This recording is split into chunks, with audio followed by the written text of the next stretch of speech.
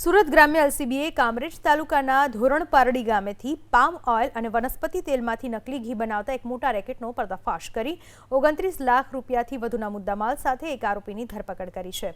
પોલીસને ધોરણપારડીના Hindva dreams ઇન્ડસ્ટ્રીઝના plot number G1માં કેવલ food product નામનું એકમ ધમધમતું હોવાની ચોક્કસ બાતમી મળી હતી। શ્રાવણ માસમાં ઘીની વધતી માંગનો ગેરલાભ ઉઠાવીને આ શખ્સો લોકોના સ્વાસ્થ્ય સાથે ગંભીર ચેડા કરી રહ્યા હતા। સુરતના કિમ ખાતે રહેતા આરોપી અંકિત કુમાર મોદીની પોલીસે ધરપકડ કરી। પોલીસ તપાસમાં ખુલ્યું કે અંકિત મોદી છેલ્લા 1 વર્ષથી ડેરી પ્રોડક્ટ બનાવવાના લાયસન્સની આડમાં આ ગેરકાયદેસર પ્રવૃત્તિ ચલાવતો હતો। પોલીસે સ્થળ પરથી ઘી અને તેલના ડબ્બા, સ્ટીકર્સ, ગેસની સગડી, પ્રિન્ટિંગ મશીન અને વજન કાંટા સહિત 29 લાખ રૂપિયાથી વધુનો મુદ્દામાલ જપ્ત કર્યો છે।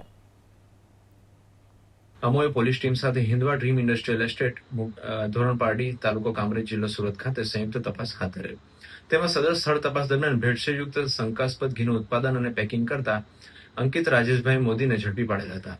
તેઓ ફૂડ લાયસન્સ ધરાવતી તેમની અધિકૃત જગ્યા કેવલ ફૂડ પ્રોડક્ટ નહેરુનગર કામરેજના જગ્યાએ તેઓ Hindva dream industrial estate ધોરણપારડી Kamrej ખાતે થોડા સમય પહેલા ગોડાઉન ભાડે રાખીને તેઓએ શંકાસ્પદ ઘીનું ઉત્પાદન અને પેકિંગ કરતા હતા અને તેઓ તે જગ્યાનું કોઈપણ પ્રકારનું વેલિડ લાયસન્સ ધરાવતા ન હતા। હિન્દવા ડ્રીમ્સ ઇન્ડસ્ટ્રીઝના આવેલ પ્લોટ નંબર G1માં શંકાસ્પદ ઘીની બનાવટનો જથ્થો તૈયાર કરી પેકિંગ કરવાનું નેટવર્ક ચાલે છે।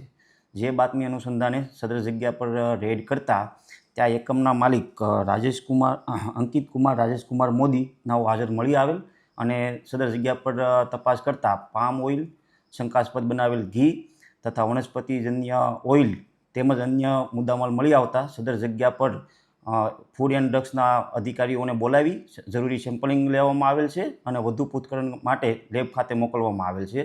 મળી આવેલ મુદ્દામાલમાં જગ્યા પરથી શંકાસ્પદ ઘી તૈયાર કરેલ 5 ટનથી વધારે છે તેમજ પામ ઓઇલ, વનસ્પતિજન્ય તેલ તેમજ તે અન્ય સામગ્રી મળી કુલ 52 લાખ ઉપરાંતનો મુદ્દામાલ સીલ કરવામાં આવેલ છે।